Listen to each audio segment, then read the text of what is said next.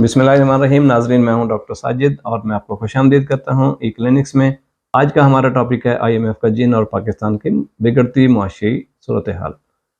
हाल तो इस टॉपिक का ई क्लिनिकल सेशन से कोई ताल्लुक नहीं, लेकिन इसमें भी कोई दूसरी राय नहीं कि किसी भी माशरे की बिगड़ती हुई मुआशी सूरत हाल इंसानी सेहत पे डायरेक्टली या इनडायरेक्टली साइकोलॉजिकल और फिज़िकल इम्पेक्ट क्रिएट करती है। दोस्तों की राय के साथ और दोस्तों की फरमाइश पे, इसीलिए मईशत के इस पेचीदा मसले को आसान लफ्ज़ों में समझने और समझाने के लिए आज के इस सेशन का एहतमाम किया हमने। इस सेशन में हमने ये देखना है कि IMF कौन है, ये काम कैसे करता है, पाकिस्तान का और IMF का क्या ताल्लुक़ है आपस में, IMF किससे जुड़े पाकिस्तान के मसाइल कौन से हैं और इनसे निकलने का वे आउट क्या है। अब ये देखना है कि IMF है क्या। IMF एक बैंक है, लेकिन इसमें फ़र्क ये है कि ये दूसरे बैंकों की तरह इंफरादी बैंकिंग नहीं करता, बल्कि ये मुल्कों के साथ डील करता है। और इसका काम सिर्फ कर्जा देना नहीं, बल्कि अपने मेम्बरान जो ममालिक हैं जिनको फाइनेंशियल असिस्टेंस की ज़रूरत होती है, उनको फाइनेंशियल एनालिसिस करके एडवाइस भी करता है। यानी उनको कुछ रिफॉर्म्स एडवाइस करता है, कुछ इकदाम बताता है कि आपने अपने फाइनेंशियल क्राइसिस से निकलना है तो आपको ये इकदाम करने पड़ेंगे। अब तक IMF के 190 ममालिक मेम्बरान हैं। पाकिस्तान भी 1950 से IMF का मेंबर है। इसकी वर्किंग जो स्टाइल है वो कंट्रीब्यूटरी है। फंड पूल करते हैं, तमाम जो मेंबर ममालिक हैं अपनी अपनी फाइनेंशियल हैसियत से फंड्स पूल करते हैं IMF में, यानी अपना फंड इकट्ठा करते हैं और फिर इस फंड को IMF के ज़रिए उन मुल्कों को कर्जे की सूरत में देते हैं जिनको इसकी ज़रूरत होती है, और उसकी शरह सूद बहुत ही कम होती है। पाकिस्तान भी अब तक अपनी मुआशी हैसियत के हिसाब से अब तक तकरीबन $3.5 बिलियन IMF के पूल फंड में अपनी कंट्रीब्यूशन कर चुका है। IMF काम कैसे करता है? जब भी कोई मुल्क IMF को कर्जे की दरख्वास्त देता है तो वो अपनी एक फाइनेंशियल जो एक्सपर्ट्स हैं उनकी टीम उस मुल्क में भेजते हैं। उसकी फाइनेंशियल एनालिसिस की जाती है कि उनके इस वक्त करंट सिचुएशन क्या है उस कंट्री की जिसने दरख्वास्त दी है, उनकी एक सर्टन पीरियड में, जिस पीरियड के लिए उन्होंने दरख्वास्त दी होती है, नीड्स क्या हैं, ज़रूरियात क्या हैं, उनके अपने रिसोर्सेज कौन कौन से हैं जहाँ से इनकम हो सकती है, उनके अपने ऐसे कौन से उन कंट्रीज़ में इकदाम उठाए जा सकते हैं कि जहाँ से एक्सपेंस कम हो सकता है, जहाँ से अखराजात कम हो सकते हैं। फिर उस फाइनेंशियल एनालिसिस के हिसाब से प्लस माइनस करके जो ज़रूरत बचती है वो फिर IMF कर्जे की सूरत में उस मुल्क को दे देता है। इसको एग्जांपल के तौर पे मैं ऐसे कोट करता हूँ, this is only for example. फ़र्ज़ करो पाकिस्तान ने दरख्वास्त दी IMF को कर्जे के लिए, तो उनकी जो माशी एक्सपर्ट्स की जो टीम है वो आएगी और एक ख़ास टाइम के लिए, लेट्स से कि 6 महीने के लिए, वो फाइनेंशियल एनालिसिस करेगी पाकिस्तान की और देखेगी कि अगले 6 महीनों में पाकिस्तान को लेट्स सपोज $20 बिलियन की ज़रूरत है। तो वो एनालिसिस करने के बाद आपको एक वर्कशीट बना के देंगे कि आपको $20 अरब की ज़रूरत है अगले 6 महीने में। तो ऐसे करते हैं कि आपके जो दुनिया में लोग रहते हैं जो फ़ॉरेन रेमिटेंस करते हैं, अगर वो अगले 6 महीने में फलां कंट्री से आपके जो फ़ॉरेन रेमिटेंस आएगी, हमारे एनालिसिस के मुताबिक वो 3 बिलियन हो सकती है। तो 3 बिलियन तो आपको ये आ गए। फिर वो ये देखेंगे कि अच्छा, आपने दुबई का एक कर्जा देना है जो कि अगले महीने आपने वापस करना है $2 बिलियन का। अब आप अपनी एक टीम दुबई के पास भेजें और उनको कहें कि हमने जो आपको कर्जा देना है इसको रीशेड्यूल कर दें और हम उसको 3 साल के बाद देंगे। गवर्नमेंट को भेजना पड़ता है क्योंकि उनकी एडवाइस पे अमल भी करना है, वो डिक्टेट करते हैं। तो वो अपने चार्ज शीट में लिख देते हैं, अपनी वर्कशीट में लिख देते हैं कि लो $2 बिलियन आपको ये बच के जो आपने अगले महीने देने थे ये अब आपको 3 साल बाद देने हैं। फिर वो आपको कहेंगे अच्छा ठीक है, आपका सऊदी अरब के साथ, चाइना के साथ, दुबई के साथ बहुत अच्छा ताल्लुक है, आपके दोस्त हैं, आप उनके पास जाएं। सऊदी अरब को कहें कि आपको $3 बिलियन दे, UAE को कहें आपको $2 बिलियन दे और चाइना आपको $1 बिलियन दे, ठीक है। और उन्हें याद से ये भी कहना है कि 3 साल से पहले हम ये काबिल वापसी भी नहीं है, हम नहीं दे सकेंगे। तो 3, 2, 5 और 6, लो जी, ये $6 बिलियन आपके पास ये आ गए। फिर वो नेक्स्ट में आएंगे, आपको कहेंगे कि अच्छा ठीक है, आप 2 एयरपोर्ट्स बना रहे हैं, एक ग्वादर में बन रहा है, एक फलां जगह बन रहा है, उसके बाद आपके 2 डैम बन रहे हैं, उसके बाद आपके 2 मोटरवेज बन रहे हैं, आपने उसके ऊपर लेट्स सपोज के $2 बिलियन स्पेंड करने हैं। तो आप ऐसा करें, अपने तरक्याती काम बंद करें अगले 2 सालों के लिए, और इन $2 बिलियन को आप सेव करें, और ये आपकी सेविंग होगी। 2 और ऐड कर दिए उन्होंने। उसके बाद जो बचता है फिर आपको एडवाइस करेंगे कि अब आपने ऐसे करना है कि एनर्जी सेक्टर में आपके जो लॉसेज हैं, जो कि बहुत सारे हैं पाकिस्तान में लॉसेज, यानी कि हज़ारों में नहीं, लाखों में नहीं, करोड़ों में नहीं, अरबों में नहीं, खरबों में लॉसेज हैं, या उन लॉसेज को कम करें, या एनर्जी सेक्टर में प्राइसेस को बढ़ा दें, यानी गैस और बिजली की। तो अनफॉर्चुनेटली हमारे पास जो हुकूमतें मौजूद होती हैं, कोई भी हुकूमत हो, वो उन लॉसेज को तो कम करने की पोजीशन में नहीं होती, और ना ही वो कर सकती है, माफिया इतना स्ट्रांग है।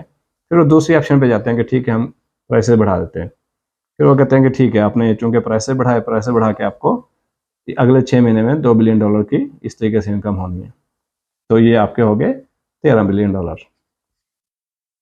फिर आपको एडवाइस करेंगे वो कि इंस्टीट्यूशनल रिफॉर्म्स लेके आ जाएं, आपके फलां फलां PIA में, पाकिस्तान स्टील में, PSO में, रेलवे में आपके इतने खरब आपको लॉसेज हो रहे हैं, उन एडमिनिस्ट्रेटिव लॉसेज को कम करें, और हमारी तवक्को आती है कि अगर आप कम करेंगे तो आपको $4 बिलियन आप यहाँ से बचा लेंगे। तो फिर नेक्स्ट कहेंगे आपको टैक्स रिफॉर्म्स अपनी बेहतर कर दें, अगर आप फलां फलां फलां फलां टैक्स लगा देते हैं तो आप इतने $1 बिलियन और आ जाएंगे, जमा नाफी करके आपको $20 बिलियन में से $19 बिलियन आपको कहेंगे कि लो ये आपकी सेविंग हो गई, और अब बचता है $1 बिलियन। चलें हम किसी भी तरीके से आपको ये $1 बिलियन देने के लिए तैयार है। तो लेकिन ये भी उस सूरत में देंगे जब आप ये ऊपर वाले जो हमने आपको इकदाम बताए हैं वो सारे आप पूरे कर लेंगे, तो फिर हम आपको ये $1 बिलियन भी देंगे।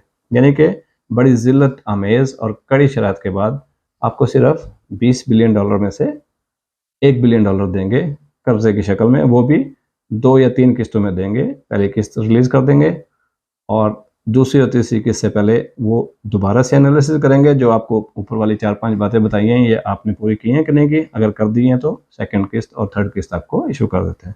तो ये है way of working of IMF। अब कॉमन मैन के जहन में अगला सवाल फौरन से आता है कि हमें ज़रूरत क्यों पड़ती है पैसों की, हर दूसरे चौथे साल हमें IMF के पास जाना क्यों पड़ता है, हमें डॉलरों की ज़रूरत क्यों पड़ती है। उसमें सिंपल सी 2-3-4 चीज़ें समझने वाली हैं। एक तो हमारी इंडस्ट्रियल रिफॉर्म्स, इंडस्ट्रियल डेवलपमेंट ऐसी नहीं है कि हम कोई ऐसी हमारी इंडस्ट्री कोई चीज़ प्रोड्यूस करती है जिसको हम बेच के डॉलर्स कमा सकें। हमारे एग्रीकल्चर रिफॉर्म्स हमारे पास कोई नहीं है, हम कोई ऐसी चीज़ नहीं उगाते अपने खेतों में जिसको दे के किसी और कंट्री को हम अपने डॉलर्स कमा सकें, बल्कि हमें तो अनफॉर्चुनेटली बदकिस्मती से अपनी ज़रूरत की जो चीज़ें हैं, अनाज हैं, दालें हैं, सब्जियां हैं, टमाटर हैं, फ्रूट हैं, हमें तो ये भी अब दूसरे कंट्री से लेने पड़ते हैं, और जब हम कोई चीज़ खरीदते हैं तो लामहल आपको डॉलर देने पड़ेंगे। इसी तरीके से हमारी टेक्नोलॉजी में हमारा कोई हाल नहीं है। टेक्नोलॉजी में हम अपने करीबी ममालिक, जितने भी हमसाया ममालिक, सबसे पीछे हैं। पुअर परफॉर्मेंस में हम बादशाह हैं। उसके बाद जो सबसे बड़ी बदकिस्मती है, पुअर गवर्नेंस और करप्शन, ये 2 मेन फैक्टर हैं जिसकी वजह से हमारी लीकेजेस होती हैं और हमारे डॉलर ड्रेन होता है। तो ये 3-4 फैक्टर मिलके हमारे डॉलर्स को ड्रेन करते हैं। एक्सपोर्ट हमारी है नहीं, इंपोर्ट हमारी ज़्यादा है, लीकेज और करप्शन ज़्यादा है, एडमिनिस्ट्रेटिव लॉसेस हमारे बहुत ज़्यादा है। हम एक गरीब मुल्क हैं, लग्जरी गाड़ियाँ, लग्जरी आइटम हम इंपोर्ट करने में किसी से पीछे नहीं हैं। 80-80, 100-100, 150-150 वज़रा की हमारी काबीनाएँ होती हैं, और हमारे वज़रा, वज़ीर-ए-आज़म, अभी आपने सुना होगा कि सेनेट के चेयरमैन की मराद का एक वो हॉट टॉपिक आजकल डिस्कशन में है।